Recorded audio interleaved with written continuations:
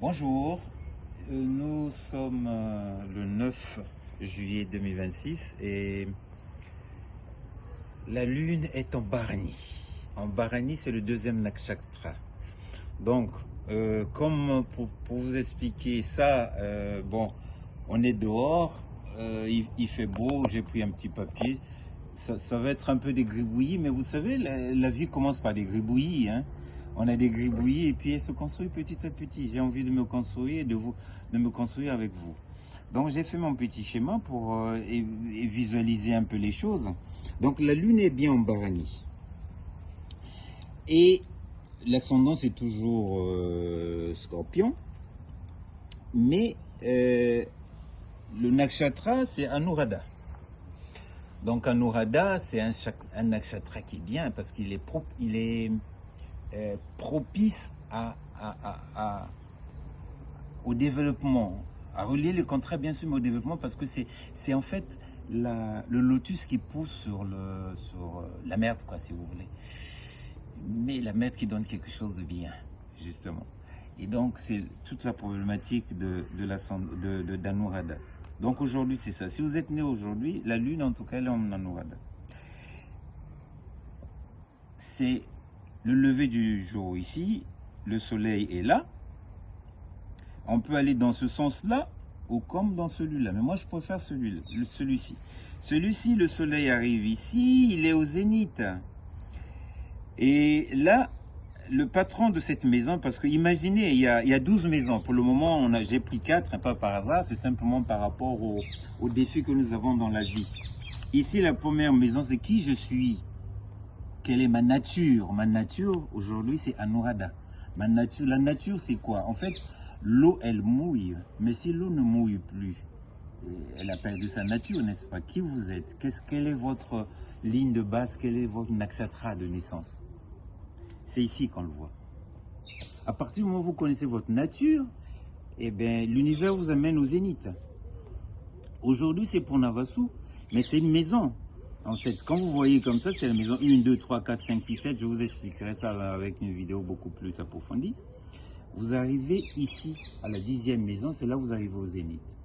Et aujourd'hui, si vous regardez, si vous avez le thème d'aujourd'hui, en fait, il y a Vénus dedans, il y a Ketu dedans. En fait, tout ça explique que vous avez, pour vous élever au zénith, vous êtes obligé de passer par les ancêtres. Maga qu'on avait vu. Maga. Et Vénus, c'est elle qui s'occupe de la maison 7 ici. Donc ça veut dire que ce qui va vous amener au zénith est en rapport avec Vénus. Et Vénus est en Maga. Donc Maga, c'est ici, vous avez la 7e maison. Mais dans cette 7e maison, il y a Mars dedans. Donc ça veut dire que pour vous réaliser, j'ai mis le A de l'autre côté, excusez-moi, pour vous réaliser, vous êtes obligé de passer par le masculin. Si vous êtes une femme, masculin, mais si vous êtes un homme, vous devez passer par le féminin. Donc vous voyez en fait, dans le thème, on peut lire un peu ce qui se passe déjà ici, les relations que vous avez là. Et là, on est au marché ici. Vous avez, c'est la maison, c'est le soleil couchant ici. Vous avez vécu des choses la journée, vous avez rencontré du monde la journée. Dites-moi, quand vous mettez chez vous, avant de vous coucher, vous ressassez un peu tout ce que vous avez vu, tout ce que vous avez vécu. Vous avez été au marché, n'est-ce pas? Mais qu'est-ce qu'il en sort de ce marché? Et c'est là où on voit tout ça. Vénus c'est en Maga.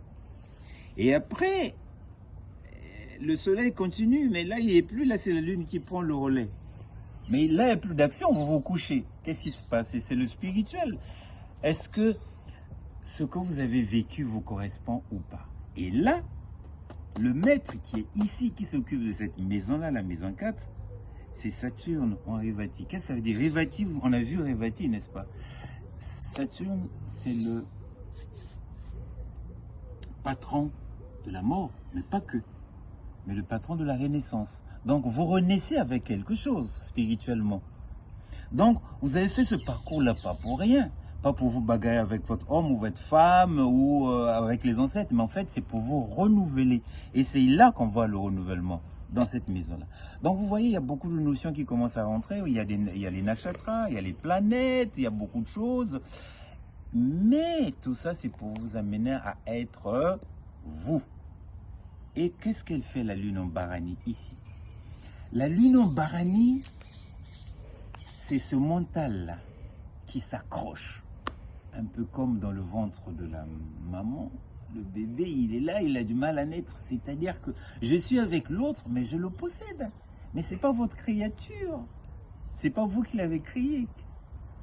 Il faut se détacher, c'est-à-dire que l'amour ne peut exister que s'il y a des limites. Ici, c'est moi. Là, c'est toi. C'est pas de l'amour fusionnel, mais c'est l'amour où tout le monde doit exister. Mais encore faut-il trouver les moyens d'exister, de mettre les limites. Alors là, c'est la problématique de Bharani. Comment je mets mes limites? Là, c'est moi, là, c'est toi. Bien à vous, et j'espère que au fur et à mesure, on va continuer à étoffer ça, à prendre des petits papiers. Et si vous avez des questions, n'hésitez pas. Vous likez, vous exprimez, vous commentez. Et donc, je vais faire des vidéos un peu plus longues. Et après, je vais vous trouver une séance où alors je vais m'étendre. Et là, j'aurai besoin de vous. Elles sont toujours en préparation, ces extras. Et je compte sur vous pour liker, pour demander, pour voir en tout cas. Je vais les sortir au moment opportun. Bien à vous avec cette lune en Bharani.